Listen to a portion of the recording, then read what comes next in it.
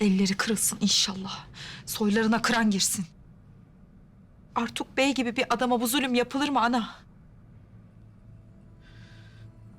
Bu işi yapanlar insanlıktan zerrece nasibini alamamışlar olsa gerek. Bunun intikamı yarına kalır. Lakin yanlarına kalmaz.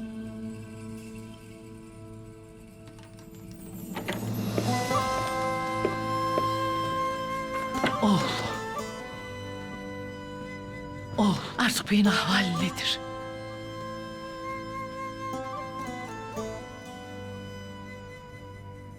Nasıl olsun anam? Nasıl olsun? Hiçbir şey olmamış gibi vakurdur.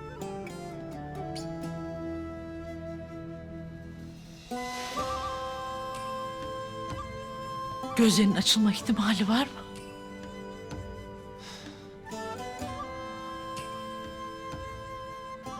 Konya'dan Alanya'ya kadar ne kadar namlı hekim varsa hepsine haber salacağım ana. Elimizden ne gelirse yapacağım.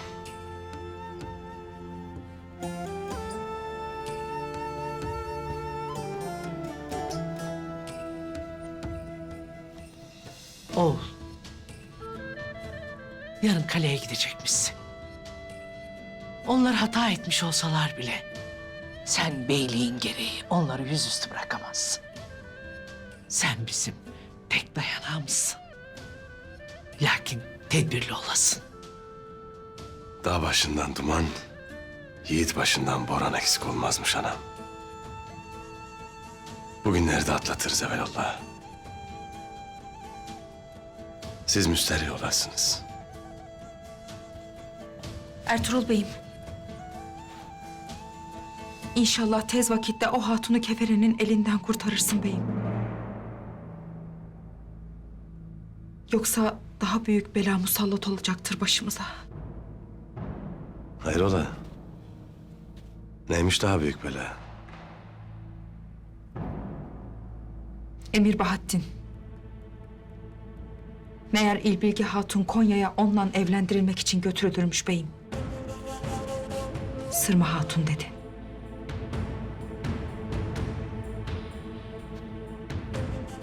İlbilge Hatun'un o gün ağzını bıçak açmazdı. Mevzuyu açınca da Beybolat hemen kapattı. Demek bundanmış.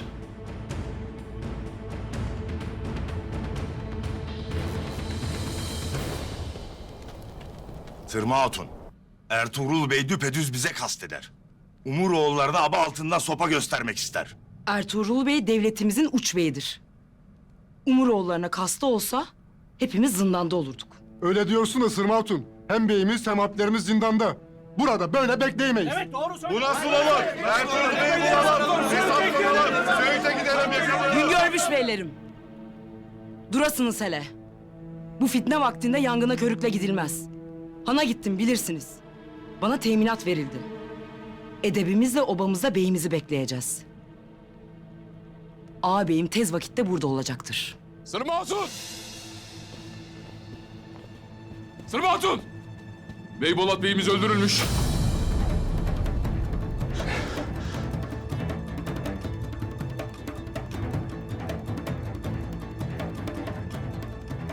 Ağzından çıkanı kulağın duyar mı? Ocağım yıkılaydı da bu haberi işitmez olaydım. Kanını yerde koymayalım. Gidip hesap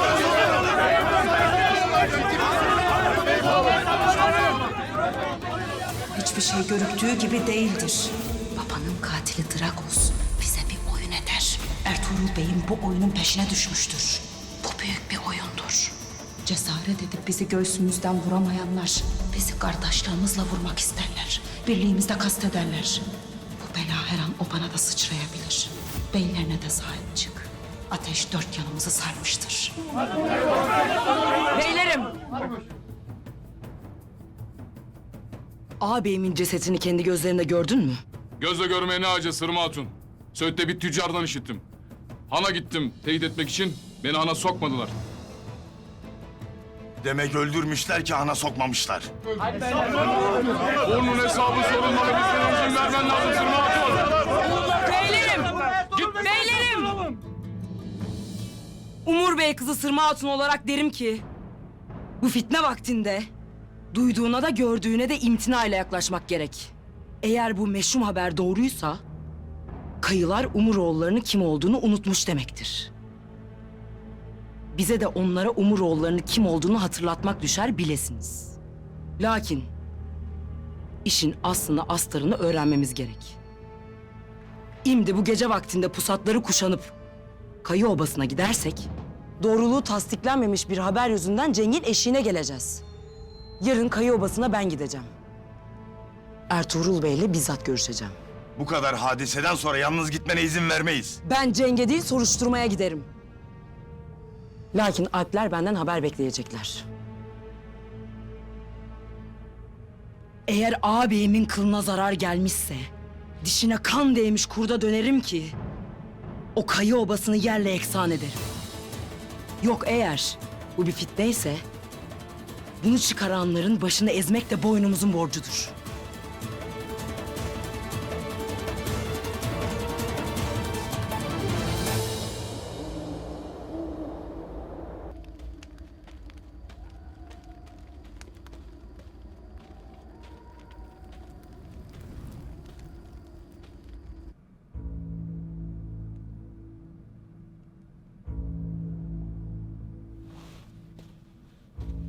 Sandıkların hepsini şafakta yükleyeceğiz beyim. Sandıklar önden gitsin Turgut. Kale yakınlarında buluşacağız. Sen obada kalasın Bamsı. Burada mı? Niçin beyim? Mikis haberi Dragos'a uçurduysa... ...onlar da haberi Umuroğullarına uçuracaklardır. Buralar karışsın diye. Bu yüzden obada ve Söğüt'te emniyet had safhada olsun. Biz kaledeyken emniyetle sen alakadar ol. Buyruk senindir beyim. Bu altınlar bir o yana bir bu yana gider beyim. Onlar da Moğollara yar olmak istemez demek ki. Şimdi de kanlı keferin eline vereceğiz.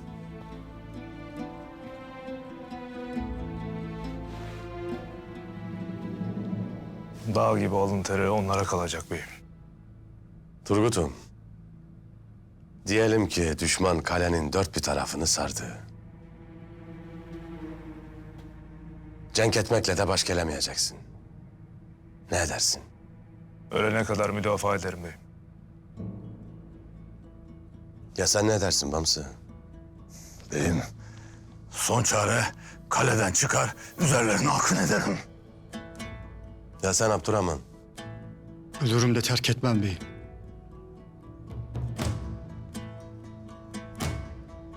Beyim, ya sen ne edersin? Kalenin kapılarını açar, terk ederim Bamsı.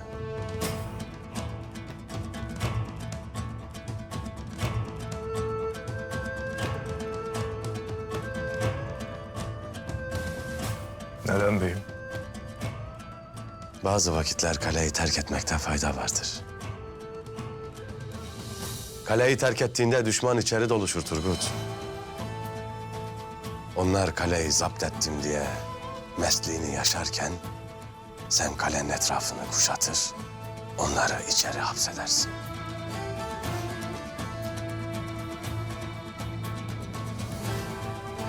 Onlara bıraktığın kale aslında onların mezarıdır. Hem onları yok edersin, hem de kaleni onlara yar etmezsin.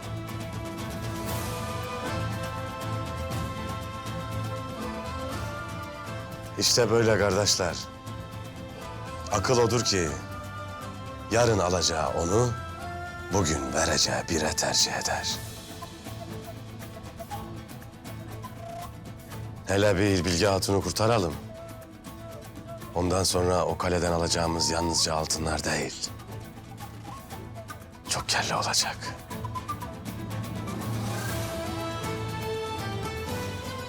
Peki beyim, sen onlara istediklerini verince onlar Bilge Hatun'u geri verecekler mi? Vermeyecekler Bamsı. Vermeyecekler. Onların tek derdi Bilge Hatun değildir. Onların derdi benim canımdır. O halde ne edeceğiz beyim? Anlatayım kardeşler. Anlatayım.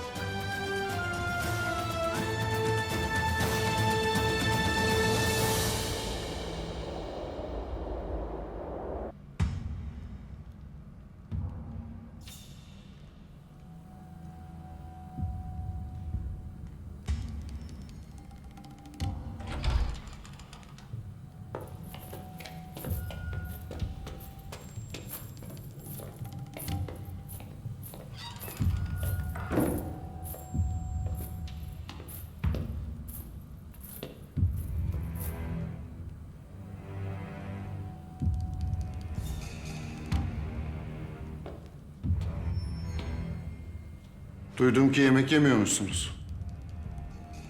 Odanız iştahınızı kaçırmıştır diye sizin için böyle güzel bir ziyafet hazırladım. Oturun. Sizin gibi sırtlanların aşı murdar sayılır. Benim intikam açlığım var. Onu da senin leşini yere serince doyuracağım. Çok var şey. Ama bir şeyler yiyip biraz sohbet etmek yumuşatacaktır. Otur. Oturun.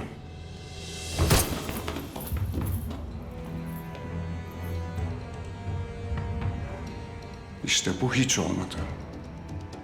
Sizin için hazırladığım ziyafet sofrasına kanınızı dökmek istemiyorum.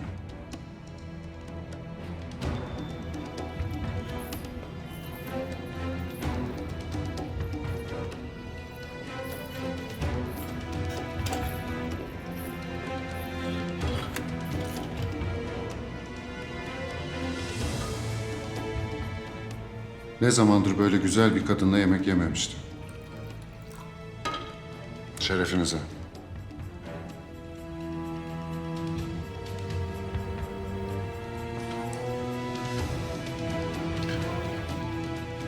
Böyle güzel yüzler iştahımı açıyor.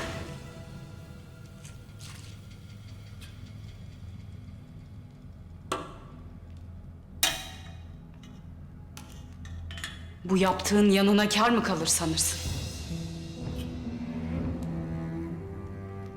Sen elini ateşe soktun. Bunun hesabı elbet sorulacak. Ertuğrul'a senin için bazı şartlar sundum. Yarın kaleye gelip kararını verecek. Kabul etmekten başka şansı yok. Sen öyle düşün. Lakin Ertuğrul Bey'in cevabı sözle olmayacaktır. Eğer Ertuğrul cevabını başka türlü verecek olsaydı, Han da verirdi. Ama senin o hırçın ağabeyine karşı gereken cevabı kılıçla vermiş. Ne dersin sen? Tabii senin şimdi burada bunlardan nasıl haberin olsun? Ertuğrul Bey, ağabeyin Beybolat'ı bugün öldürmüş. Gerisini sen düşün. Yalan söylersin. Çatal dilli yılan. Ertuğrul Bey yapmaz öyle şey. Han da onu zindana tıktı. Sonra da öldürmüş. Zaten belliydi böyle bir şey yapacağı. Yapmaz o. Fitne sokarsın araya. Yapmaz o. Bana inanmıyorsan kendisinden öğrenirsin yarın. Alın götürün şunu. İnanmam sana. İnanmam, Ertuğrul Bey yapmaz öyle şey.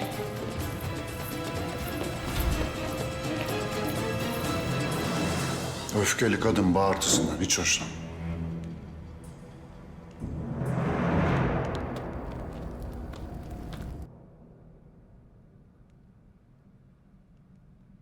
Destur var mıdır? Buyur Hasan.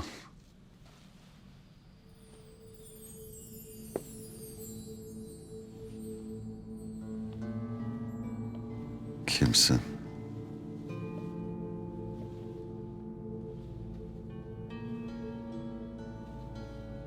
Kimsin? Lütfen rahatsız olma Artuk Bey. Başına gelenleri duydum da bir geçmiş olsun demek istedim. Şu dünya hanına uğramış garip bir yolcuyum ben. Namımıza fakir, adımıza Sadrettin Konevi derler. Rahatsızlık olur mu? Ne iyi ettiniz. Ben sizi karşılamaya gelecekken başımıza gelen musibetten ötürü siz bana geçmiş olsun demeye geldiniz. Şimdi halimi görürsünüz. Cemalinizi görmekten biganeyim. Yanarım da ona yanarım. Estağfurullah, takdiri ilahi. Künhünü bilemeyiz. Manası bizim boyumuzu aşar. Lakin haktan gelen baş üstünedir. Ben o kapının narına da razıyım, nuruna da. Maşallah, ne güzel teslimiyet.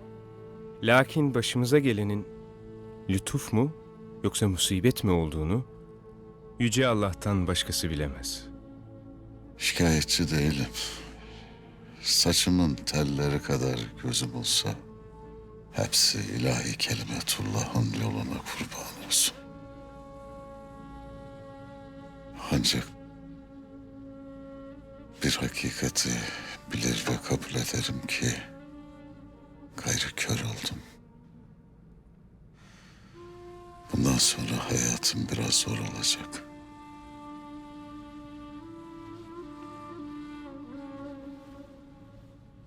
Bunu ancak Rabbimiz bilir Artuk Bey. Belki de zahiri olarak bir şey görmemek sizin gönül pencerenizin daha da açılmasına vesile olacaktır. Zira ilahi aşkı bulmanın en kısa yolu kapalı gözlerden geçer.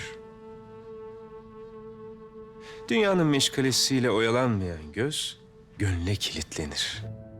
Gönül de aslına dönerek Allah'a yönelir. İlahi aşkı bulmak bizim haddimize midir? Biz boyumuzu da biliriz, hududumuzu da. İlahi aşkı biz bulmayız. O bizi bulur Artuk Bey. Aşk bizi yedirir, içirir. Aşk bizi besler. Bununla birlikte kanatlarında taşıdığı keskin bir pusatla üzerimizde ona ait olmayan ne varsa budar. Aşkın suhuleti göz kamaştırıcıdır. Lakin hakikate kör olanlar onu göremez. Aşkın kokusu miski amberdir. Lakin bahtsızlar onu koklayamaz. Ve aşkın tadı bağlı şerbettir. Nasipsizler onu tadamaz. Zira aşk bed gözle görülmez, hor kulakla duyulmaz, şom ağızla tadılmaz. Aşkın lisanı gönüldür. Aşk kalple görülür, kalple duyulur, kalple tadılır. Allah bana ilahi aşka nail olmayı, mana alemine dalmayı, onun aşkından deli divane olmayı lütfeylesin.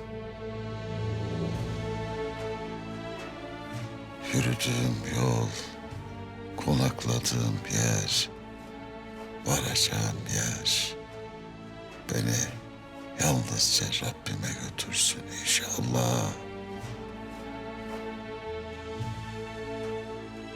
Amin Artuk Bey. Amin.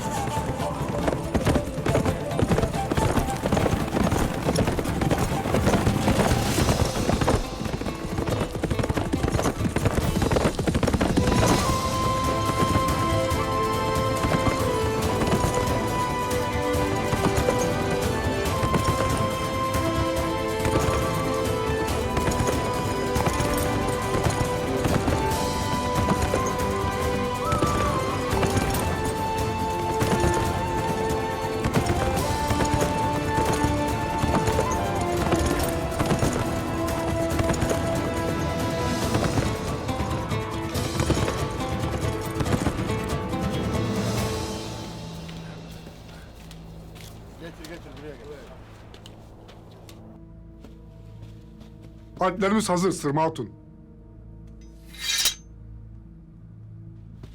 Alplerimiz bizimle Kaya Obası'na gelmeyecek. Sizler geleceksiniz. Ortada böyle bir mesele varken birkaç Alp'le Kaya Obası'na gitmen doğru mudur Sırma Hatun? Ben diyeceğimi dedim. Alplerimiz Kaya Obası'nın yakınlarında benden haber bekleyecek.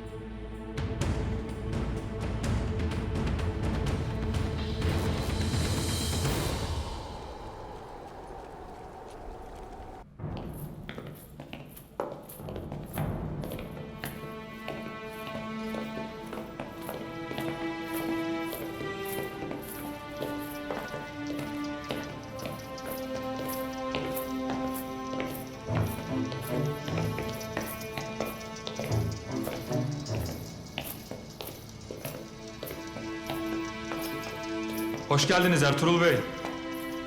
Hoş gördük komutan. Ertuğrul Bey'in komutan Dragos'un isteği üzerine getirdiği malzemeleri ve yiyecekleri depoya aldık efendim.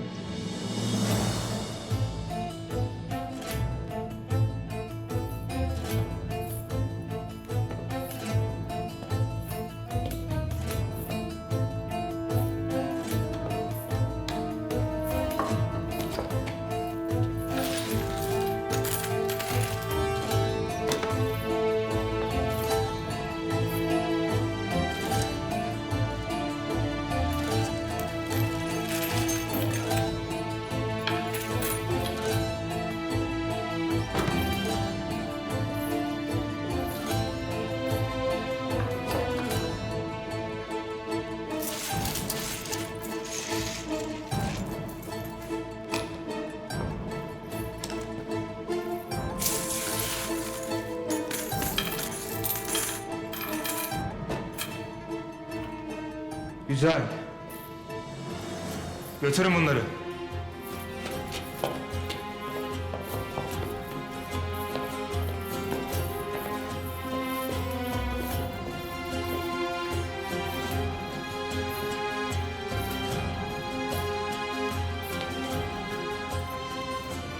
Kılıçlarınız.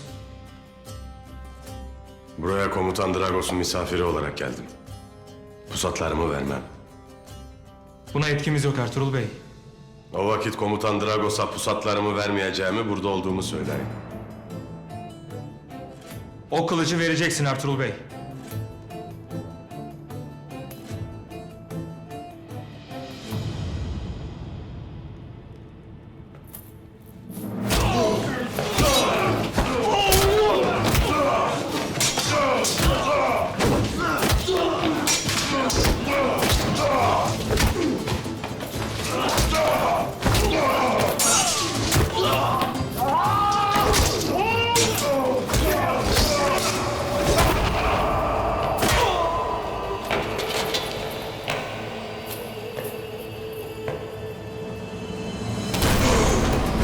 Buraya seninle bir anlaşma yapmak için geldim Dragos. Şimdi askerlerine söyle rahat dursunlar.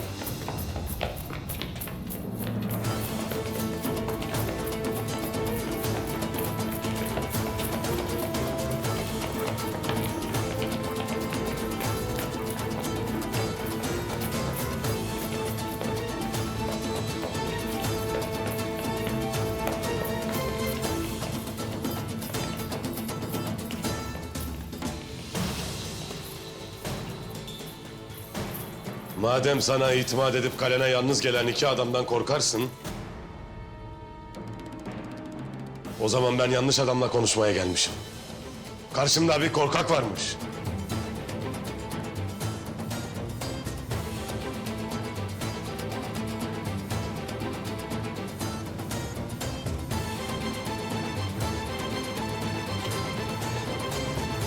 Ya benimle itimat üzerine oturur konuşursun... ...ya da bu kaleden ikimizden birinin cesedi çıkar. Niye sana itimat edeyim?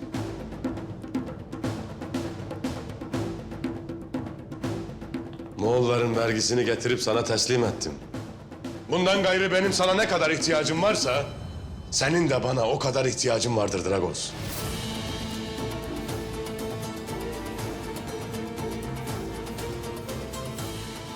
Farkında mısın bilmem ama... ...ikimiz de tabi olduğumuz devletlere isyanın eşiğindeyiz. Altınlar geldi mi komutan? Geldi efendim. Ertuğrul Bey'in getirdiği yiyecekler ve malzemeleri de depoya kaldırdık. Güzel. Cesaretini bilirdim Ertuğrul. Bileğinin gücünü de öyle. Ama buraya benimle iş konuşmak için gelecek kadar akıllı olduğunu da gördüm.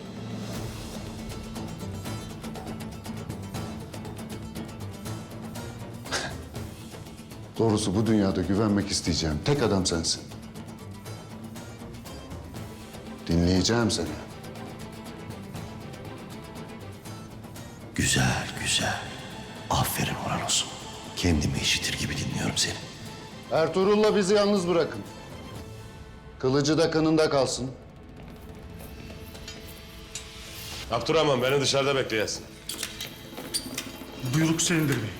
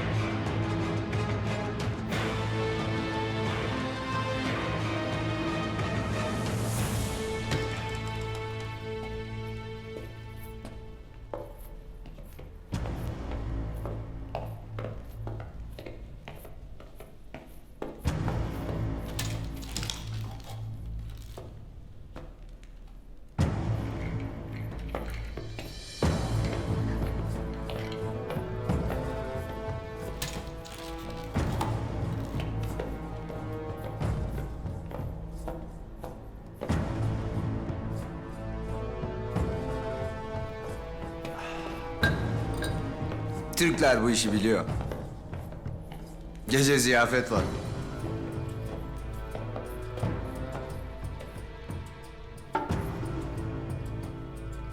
Gidiyoruz.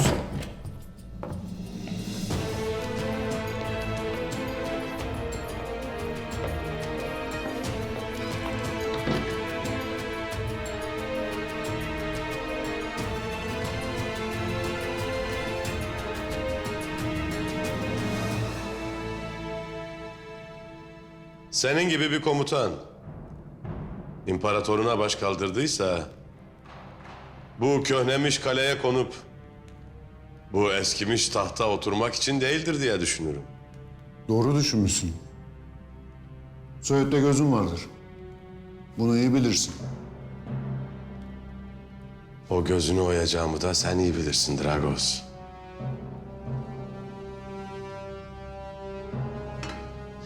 Lakin ufkunun bu kadar dar olduğunu bilmezdim. Ne Söğüt, ne de bu köhne kale seni ihya etmeyeceği gibi...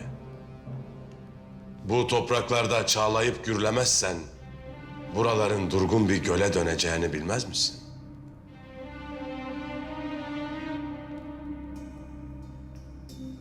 Bir tarafında Bizans, bir tarafında Selçuklu varken... ...bu mümbit toprakların önünde sonunda kuraklaşacağını bilmez misin? Elbette Söğüt'teki ticari gücü elimizde tutacak olursak,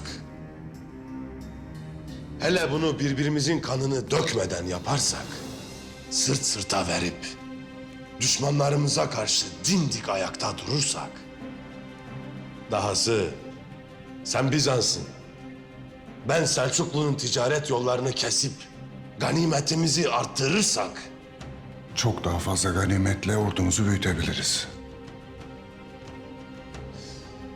ya da istersen beni burada öldürebilirsin.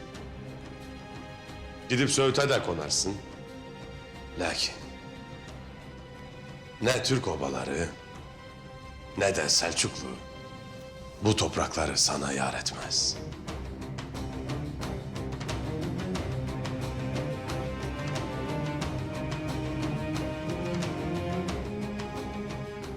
Benden kopardığın fidyeyle topladığın askerlerin çoğunu kaybedersin. Lakin beni dinler de işbirliği edersen o vakit ikimiz de kazanırız. Aklından ne geçer Ertuğrul? Ganimet. Ganimet. Yalnızca ganimet Dragos.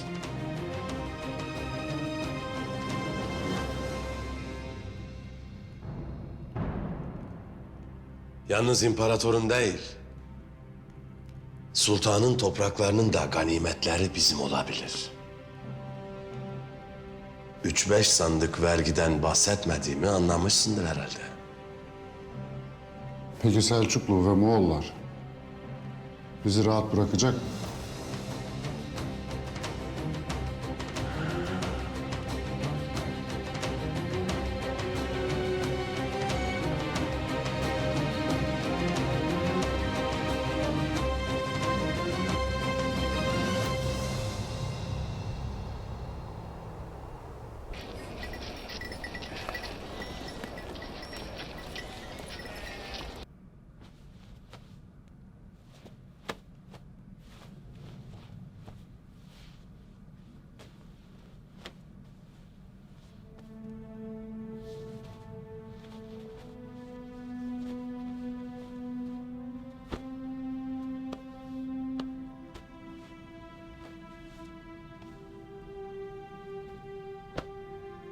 Rengini iyi verememişler. Hep soluk bunlar ana.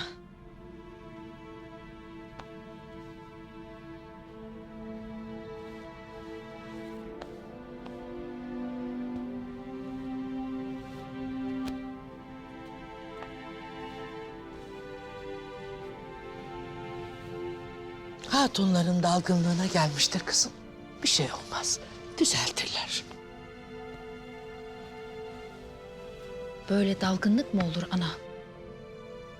Kök boyasını iyi kaynatmamışlar. Pazara çıkacak mı ama bunlar? Destur var mıdır Haymana? Gel evladım.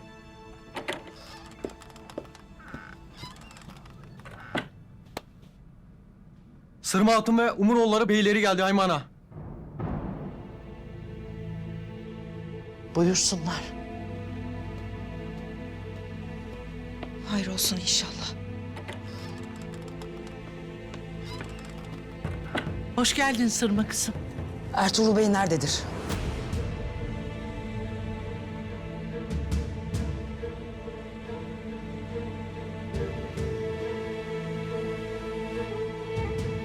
Hayırdır kızım? Bu ne Celal böyle? Hayrı şerri yok Haymana. Ertuğrul Bey nerededir? Laftan anlamaz mısın sen? Sana teminat vermedim mi? Bacını kurtarmaya gidecek demedim mi? İmdi İlbilge'yi kurtarmaya kaleye gitmiştir.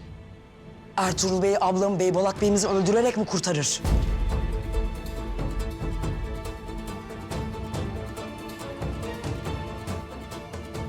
Ağabeyimi Ertuğrul Bey'in öldürdüğünü işittik. Bu doğru mudur diyesiniz.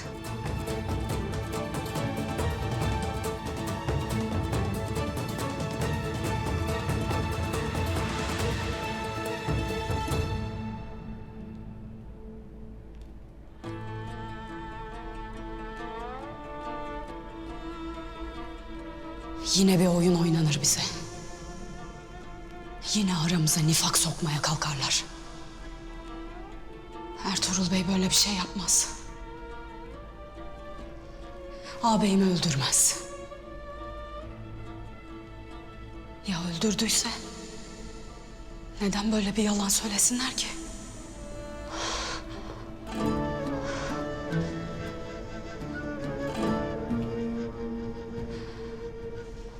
Allah'ım yardım et. Doğruyu görebilmem için sen yardım et ya Rabbim.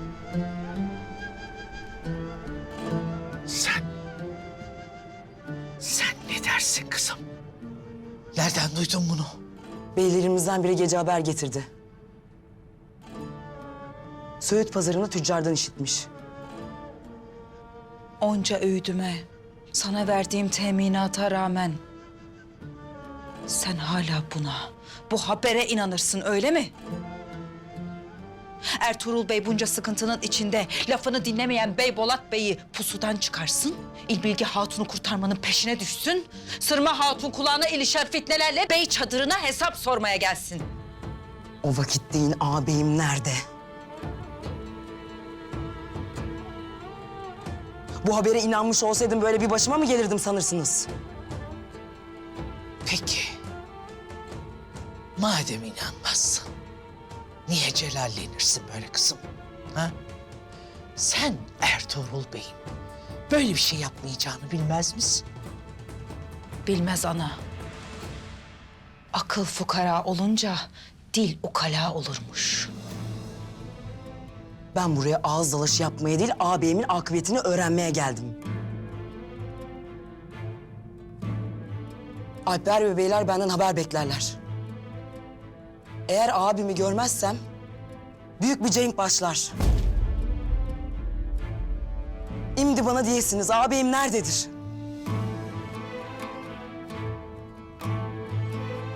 Destur var mıdır? Gel Bamsı.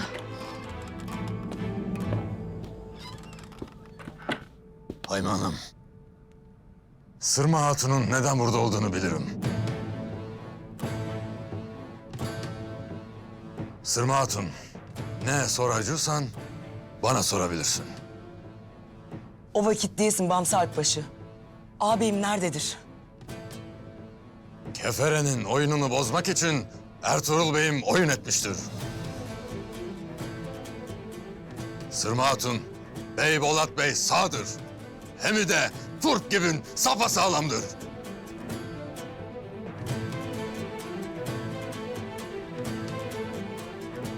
Ertuğrul Bey'imle birlikte İlbilge Hatun'u kurtarmak için kaleye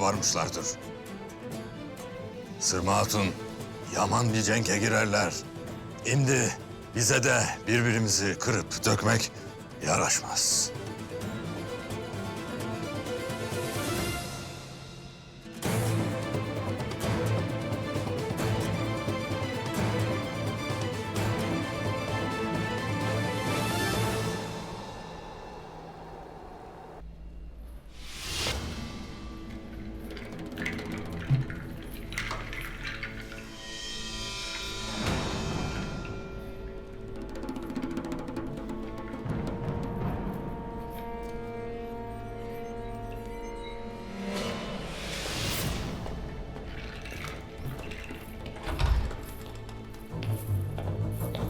Gel şu peynirlerin pekmezin tadına bir bakalım.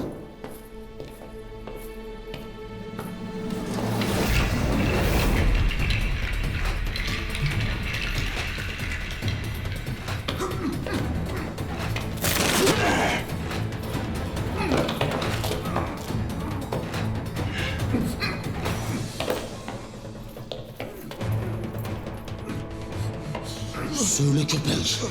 İlbilgi Hatun nerede?